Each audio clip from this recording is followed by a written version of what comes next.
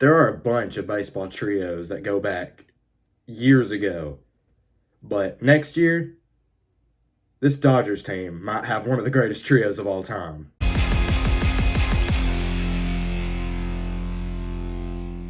So what I want to do in today's video, I don't want to just talk about these trios. I also want to rank them from my personal opinion from 1 to 5 on how I think they are all going to do. And this offseason ain't over, man. So we could still have a bunch of changes heading into March. So this is an early video, if I can say the least. So let's get right into it. I'm going to start off with number 5, and I'm going to give this to the Houston Astros trio of Yordan Alvarez, Kyle Tucker, and Jose Altuve. Now, these three are great players in the MLB. As we know, injuries have impacted Alvarez's counting stats, but on the very short list of most feared hitters in baseball, he is top.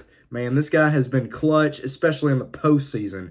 And among those with at least 1,000 plate appearances over the last 2 seasons, his 179 OPS ranks second in the MLB. Wow, let's not forget about the other two. Jose Altuve was ranked 5th, and Kyle Tucker is tied for 14th.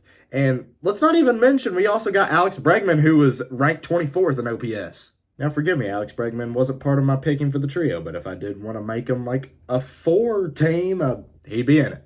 Now, at number 4, I'm going to give this to the team that I want to call the Fightin' Phils. We got Bryce Harper, Kyle Schwarber, and Trey Turner, who we didn't really get to see last season because Trey Turner was still getting settled into being in Philly when Bryce Harper didn't even start the season.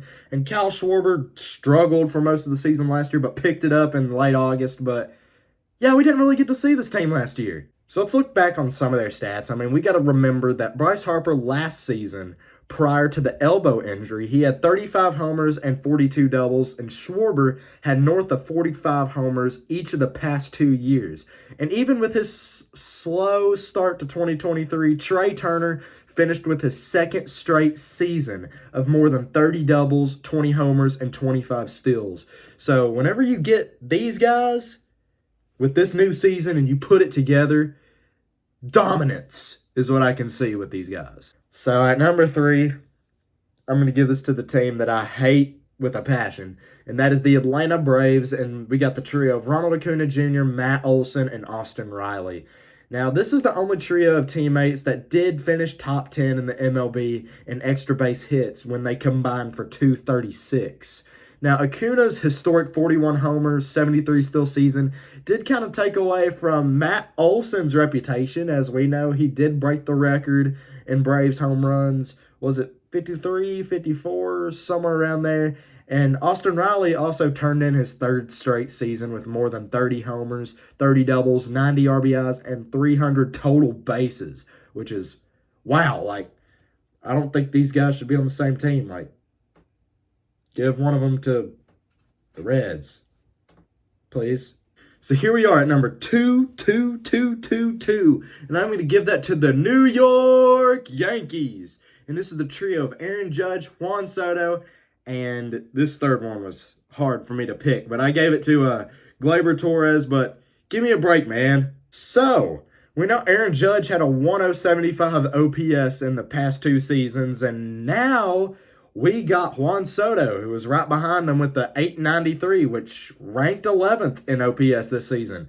And Soto, now that he's batting above Aaron Judge in this new lineup that the Yankees are going to have, I feel like that he could take his offensive numbers to yet another level batting in front of him. I mean, motivation, dude. So the only reason I'm putting Gleyber Torres in here is because Giancarlo Stanton really couldn't stay healthy, really.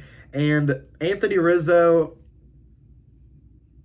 little bit of bias in here. But Gleyber Torres had a 266 average, a 330 OBP, and a 452 slash line over the past 2 seasons, and actually has been one of the Yankees' most productive hitters. So I am going to give him the 3rd spot. And also, I just gave it to Soto and Judge because you guys know why. They're just that good. Here we are at number 1 now. Do you guys know who it is? Bet you don't. So number 1, we got the Dodgers trio. Of course, Mookie Betts, Freddie Freeman, and Shohei Ohtani. Now, this is not just the best trio currently in the MLB, but by the end of the season, they could almost be one of the top all time. Now, where all three of these players have been MVPs before, MV3 this season?